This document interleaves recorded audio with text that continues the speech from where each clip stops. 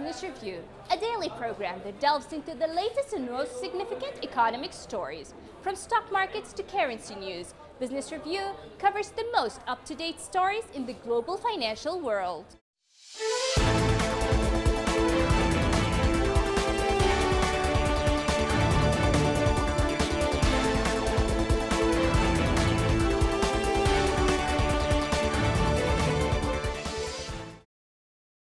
Oakland, California's Farley East brought back workers in April thanks to a government loan, but the small business is really being kept afloat by a non-profit paying the eatery to provide charity lunches.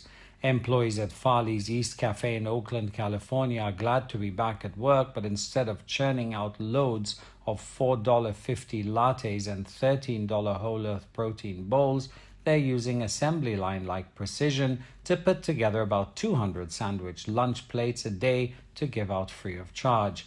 Thanks to funding from Washington, D.C.-based non-profit World Central Kitchen, Farley East is prepping these turkey, ham, and egg salad sandwiches to hand out to healthcare workers. Eatery co-owner Chris Hilliard says the charity work has actually provided a financial rescue for Farley's East since it reopened. The situation highlights a growing dilemma facing small businesses across the country. It received a $221,000 loan as part of the Payroll Protection Program created by Congress in response to the crisis. The money helped pay for the 16 employees that Hilliard has rehired, but without the full return of its customers, the future remains sketchy. And with states like California curtailing reopening, small businesses like this one could face another downturn, leading to a fresh wave of layoffs. But for now, Farley's East will keep on making charity sandwiches, hoping that doing good will provide the bridge it needs to stay alive until the diners return. To eliminate the risk of contagious human beings, a Mexican company has launched a drone delivery service to get clean medical supplies to hospitals during the coronavirus pandemic. Mexico City-based firm Syncronia Logistica has begun deploying unmanned drones to deliver personal protective gear and other essential equipment to public hospitals in the central state of Querétaro, north of the capital. Mexican healthcare workers have staged protests nationwide over the lack of personal protective equipment. The drones help stem the spread of the novel coronavirus by allowing for quick, contact-free drop-offs. The innovation comes as the pandemic has surged in Mexico to give the country the sixth highest death toll worldwide, with some 28,510 confirmed COVID-19 fatalities. The company says it has used drones to deliver donations of antibacterial gel, face masks, gloves, 3D printed face shields, and other basic supplies for healthcare workers. Doctors value the service, said Juana Angelica Garcia, director of the Il Marquez Public Hospital in the city of Querétaro, the state capital.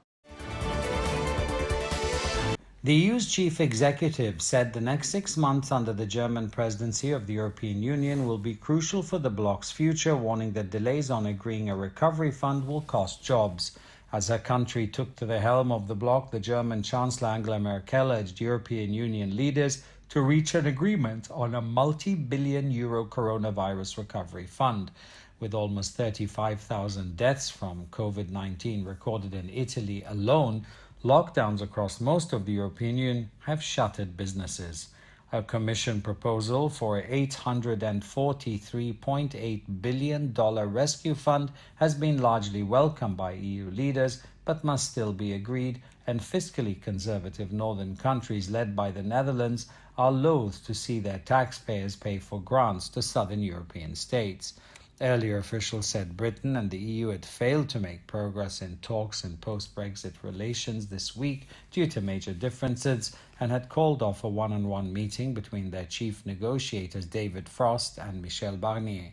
Von der Leyen said the 27-member bloc wanted a deal but not at any price, and added that the EU should also prepare for any other outcome.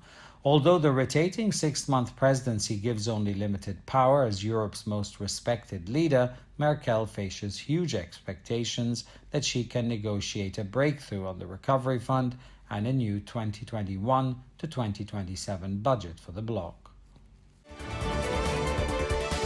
A UN-led report found that the world dumped a record 53.6 million tons of e-waste last year.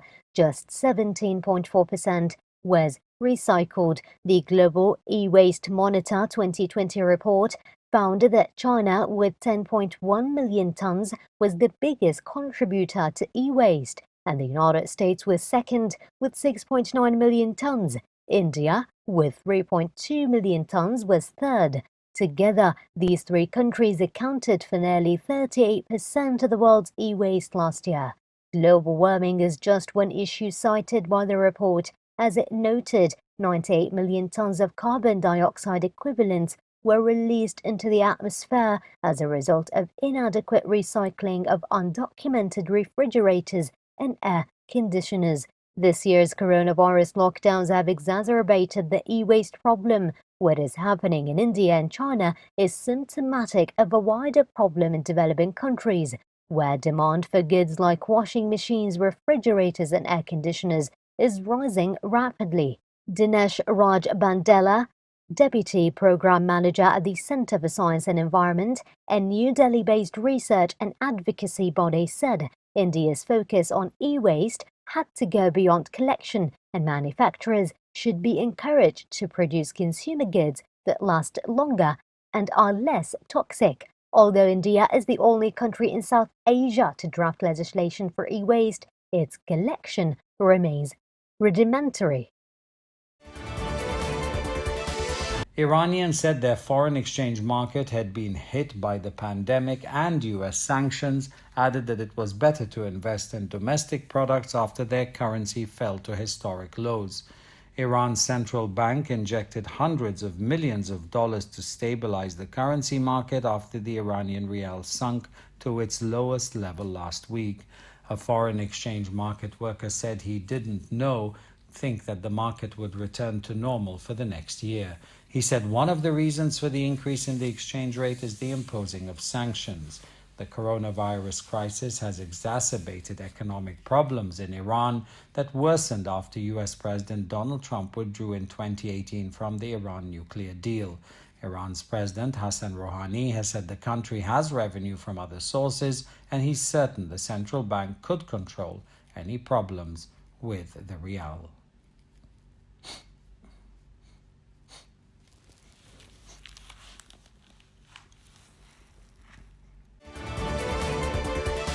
Europe's Airbus left the door open to scaling back its planned 15,000 job cuts in exchange for government-funded labor schemes and research, as its coronavirus restructuring stoked political and union alarm. Europe's largest aerospace group plans to cut 11% of its global workforce after a 40% slump in its $61.8 billion jet business, sparking anxiety about compulsory redundancies in France, Germany, Spain, and Britain. In a finely balanced presentation, Airbus announced their plans to cut 5,000 posts in France, 5,100 in Germany, 900 in Spain, 1,700 in the UK, and 1,300 elsewhere by mid-2021.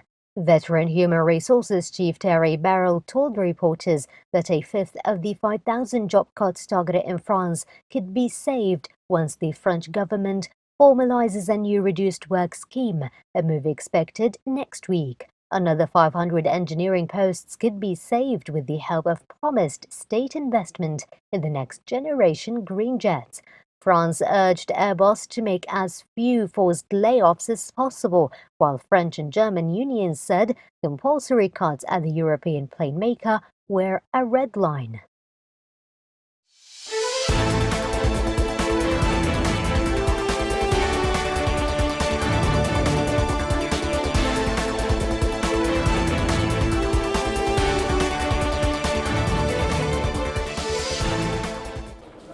Business Review, your daily source for the most critical stories in the financial world. Tune in next time for the latest financial news impacting the world economy.